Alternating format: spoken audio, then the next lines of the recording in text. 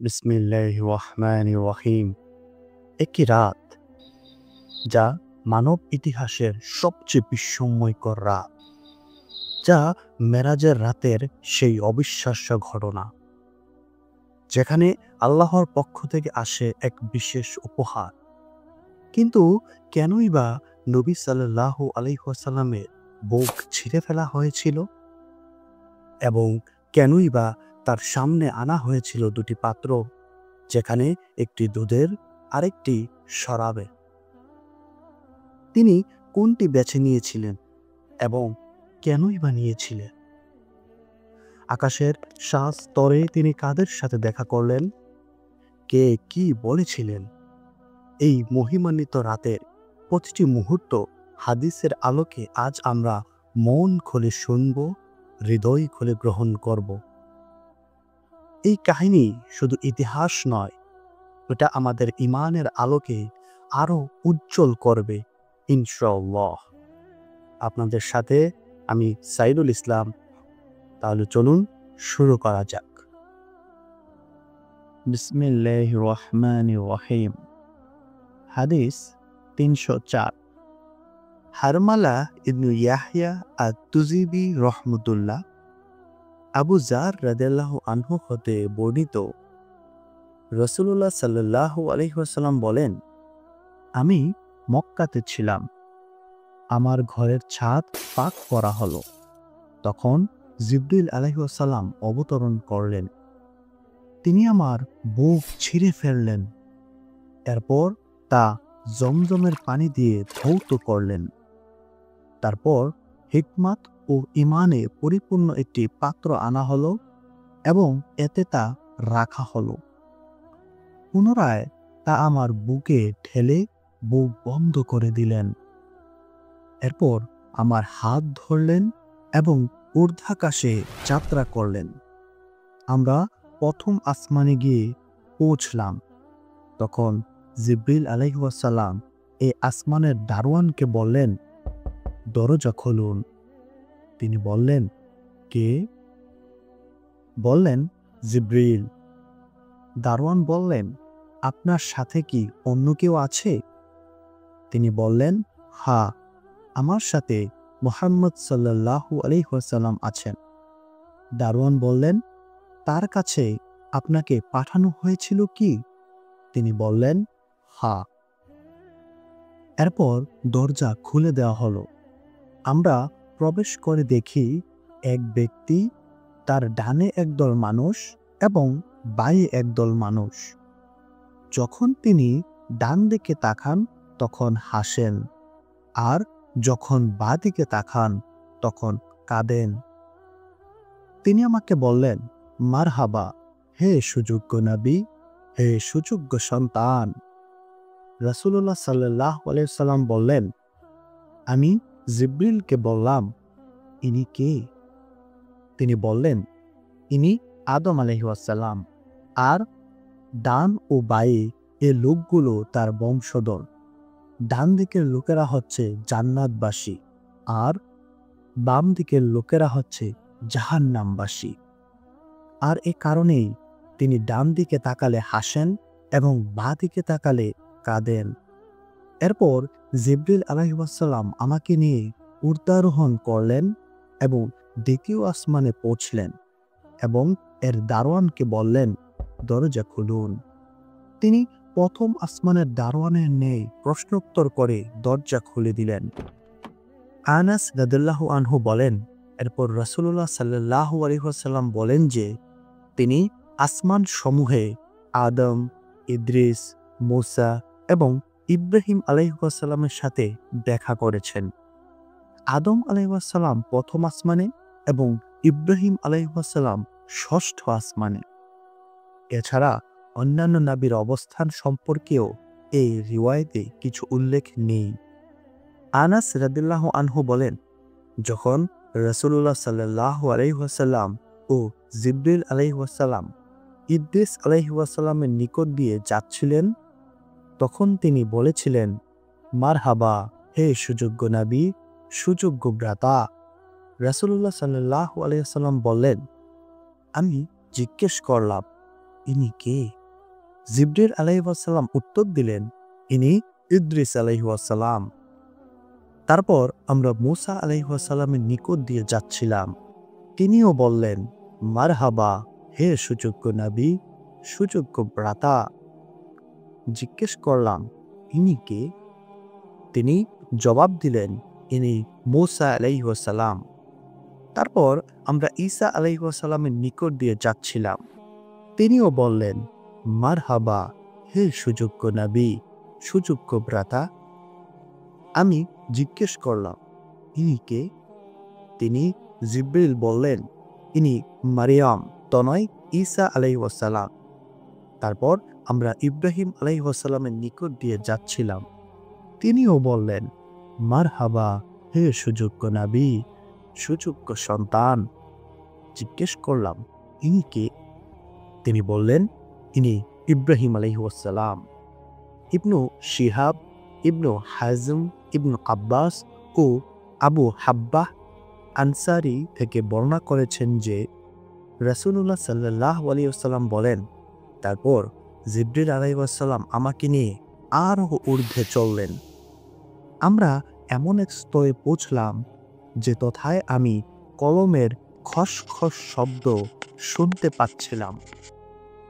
ইবনু হাজম ও আনাস ইবনু মালিক বর্ণনা করেন, রাসূলুল্লাহ সাল্লাল্লাহু আলাইহি ওয়াসাল্লাম বলেন, তখন আল্লাহ তাআলা আমার উম্মতের উপর 50 ওয়াক্ত সালাত ফরজ করেন। আমি এ নিয়ে ফেরার পথে মূসা আলাইহিস সালামের সাথে দেখা হয়। তিনি আমাকে জিজ্ঞেস করলেন, আপনার প্রতিপালক আপনার উম্মতের উপর কি ফরজ করেছেন? আমি উত্তরে বললাম, তাদের উপর 50 ওয়াক্ত সালাত ফরজ করা হয়েছে। মূসা আলাইহিস সালাম বললেন, আপনি আপনার প্রতিপালকের নিকট ফিরে যান, কেননা আপনার উম্মত এতে সক্ষম হবে না। তাই আমি আল্লাহর দরবারে ফিরে গেলাম। তখন আল্লাহ এর অর্ধেক কমিয়ে দিলেন। আমি আবার ফিরে এসে মূসা আলাইহিস সালামকে জানালে তিনি বললেন, না, আপনি পুনরায় ফিরে যান, কেননা আপনার উম্মত এতেও সক্ষম হবে না। রাসূলুল্লাহ সাল্লাল্লাহু আলাইহি ওয়াসাল্লাম বললেন, তারপর আমি আল্লাহর দরবারে ফিরে গেলে তিনি বললেন, এ নির্দেশ 5 আর 5ই 50-এর সমান করে দিলাম, আমার কথার কোনো রদ বদল নেই। এরপর আমি মূসা আলাইহিস সালামের নিকট ফিরে আসি। তিনি তখনও বললেন, আপনি ফিরে যান আল্লাহর দরবারে। আমি বললাম, আমার লজ্জা লাগছে। তারপর জিবরিল আলাইহিস সালাম আমাকে সিদরাতুল মুনতাহা নিয়ে চললেন। আমরা পৌঁছলাম। তা এত বিচিত্র রঙে আবৃত যে আমি বুঝতে পারছি না যে আসলে তা কি। তারপর আমাকে জান্নাতে প্রবেশ করানো হলো। তথায় ছিল মুক্তার গম্বুজ আর তার মাটি ছিল মিশকের। হাদিস 305। মুহাম্মদ ইবনু মুসান্না রাহমাতুল্লাহ আনাস ইবনু মালিক রাদিয়াল্লাহু আনহু থেকে বর্ণিত, রাবি বলেন, আনাস রাদিয়াল্লাহু আনহু সম্ভবত তার সম্প্রদায়ের জনৈক মালিক ইবনু সাসাহ রাদিয়াল্লাহু আনহু হতে বর্ণনা করেছেন। তিনি বলেন যে নবী সাল্লাল্লাহু আলাইহি ওয়াসাল্লাম বলেন, একদিন আমি কাবা শরীফের নিকটে নিদ্রা ও জাগরণের মাঝামাঝি অবস্থায় ছিলাম। তখন 3 ব্যক্তির মধ্যবর্তী একজনকে কথা বলতে শুনতে পেলাম। যা হোক, তিনি আমার নিকট এসে আমাকে নিয়ে গেলেন। তারপর আমার নিকট একটি স্বর্ণের পাত্র আনা হলো, তাতে জমজমের পানি ছিল। এরপর তিনি আমার বক্ষদেশ এখান থেকে ওখান পর্যন্ত বিদীর্ণ করলেন। বর্ণনাকারী কাতাদাহ রহমতুল্লাহ বলেন, আমি আমার পার্শ্বস্থ একজনকে জিজ্ঞেস করলাম, এখান থেকে ওখান পর্যন্ত বলতেই কি বোঝাতে চেয়েছেন? তিনি জবাব দিলেন, বুক থেকে পেটের নিচ পর্যন্ত। রাসূলুল্লাহ সাল্লাল্লাহু আলাইহি ওয়াসাল্লাম বললেন, এরপর আমার হৃৎপিণ্ডটি বের করা হলো এবং জমজমের পানি দিয়ে তা ধুয়ে পুনরায় যথাস্থানে স্থাপন করে দেয়া হলো। ঈমান ও হিকমতে আমার হৃদয় পূর্ণ করে দেওয়া হলো। এরপর আমার নিকট বুরাক নামে একটি সাদা জন্তু উপস্থিত করা হয়। এটি গাধা থেকে কিছু বড় এবং খচ্চর থেকে ছোট। যতদূর দৃষ্টি যায় এক এক পদক্ষেপে সে ততদূর চলে। এর উপর আমাকে আরোহণ করানো হলো। আমরা চললাম এবং দুনিয়ার আসমান পর্যন্ত পৌঁছলাম।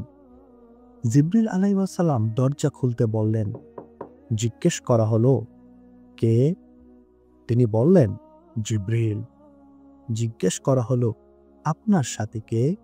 তিনি বললেন, আমার সাথে মুহাম্মদ সাল্লাল্লাহু আলাইহি ওয়াসাল্লাম আছেন। দ্বার রক্ষী বললেন, তার কাছে আপনাকে পাঠানো হয়েছিল কি? তিনি বললেন, হ্যাঁ। এরপর দরজা খুলে দিলেন এবং বললেন, মারহাবা, কত সম্মানিত আগন্তুকের আগমন হয়েছে। রাসূলুল্লাহ সাল্লাল্লাহু আলাইহি সাল্লাম বললেন, তারপর আমরা আদম আলাইহিস সালামের নিকট আসলাম। এভাবে বর্ণনাকারী পূর্ণ হাদিসটি বর্ণনা করে যান। তবে এই রিওয়ায়াতে বলা হয়েছে যে রাসূলুল্লাহ সাল্লাল্লাহু আলাইহি ওয়াসাল্লাম দ্বিতীয় আসমানে ঈসা ও ইয়াহইয়া, তৃতীয় আসমানে ইউসুফ, চতুর্থ আসমানে ইদ্রিস, পঞ্চম আসমানে হারুন আলাইহিস সালামের সাথে সাক্ষাৎ করেছেন।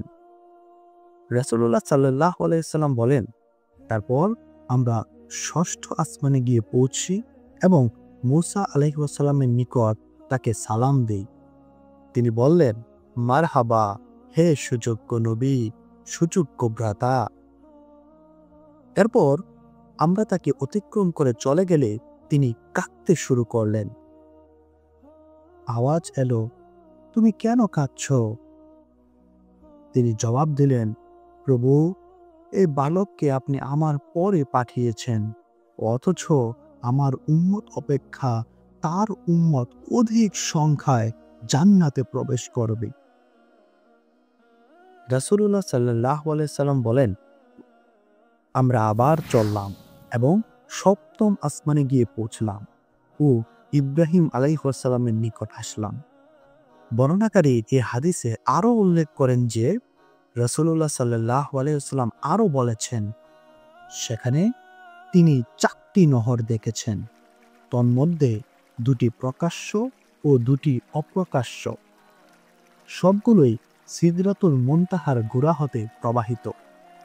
নবী সাল্লাল্লাহু আলাইহি ওয়াসাল্লাম বলেন, আমি বললাম, হে জিবরিল, এই নহরগুলো কি? তিনি বললেন, অপ্রকাশ্য নহরদ্বয় তো জান্নাতের নহর, আর প্রকাশ্যগুলো নীল ও ফুরাত।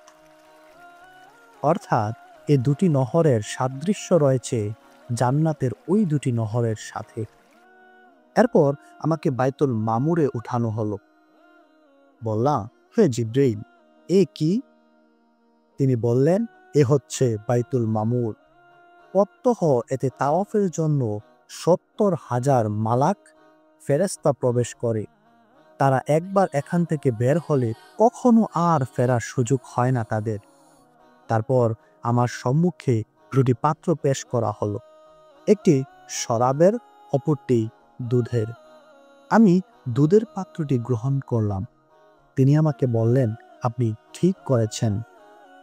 আল্লাহ আপনার উম্মতকেও আপনার ওয়াসিলায় ফিতরাহ এর উপর কায়েম রাখুক। এরপর আমার উপর 50 ওয়াক্ত সালাত ফারাজ করা হয়। এভাবে বর্ণনাকারী হাদিসের শেষ পর্যন্ত বর্ণনা করেন। দর্শকবৃন্দরা, 305 নং হাদিসের একটি গাতব্য রয়েছে। গাতব্য 72।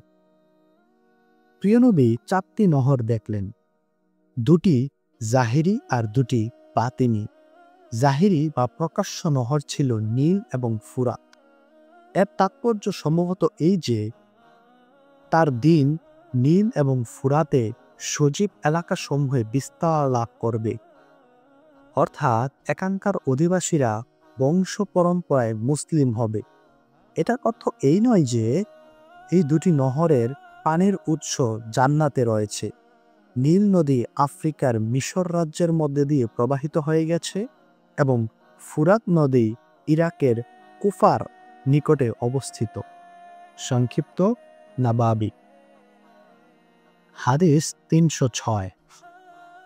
মুহাম্মদ ইবনুল মুসান্নাহ রহমতুল্লাহ মালিক ইবনু সাসাহ রাদিয়াল্লাহু আনহু থেকে অনুরূপ বর্ণনা করেছেন।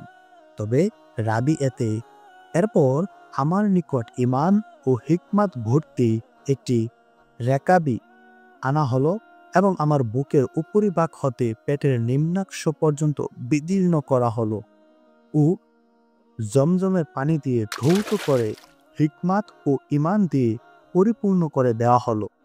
এই অংশটুকু অতিরিক্ত বর্ণিত হয়েছে। সম্পূর্ণ ভিডিওটি দেখার জন্য জাযাকাল্লাহ খাইর। যদি এই ভিডিও থেকে শান্তি ও প্রেরণা পেয়ে থাকেন তাহলে আরো অনেক কিছু আপনার জন্য অপেক্ষা করছে। আমাদের মুসলিম শরীফ প্লেলিস্টে ক্লিক করুন এবং একটি হাদিসের মাধ্যমে ঈমানের গভীরে প্রবেশ করুন। এই প্লেলিস্টটি আপনার জ্ঞান ও আত্মিকতা বাড়ানোর জন্য সাজানো হয়েছে। তাই দেরি না করে এখনই প্লেলিস্টে ক্লিক করুন এবং আমাদের সাথে এই সুন্দর যাত্রা অব্যাহত রাখুন। পরের ভিডিওতে আবার দেখা হবে ইনশাআল্লাহ।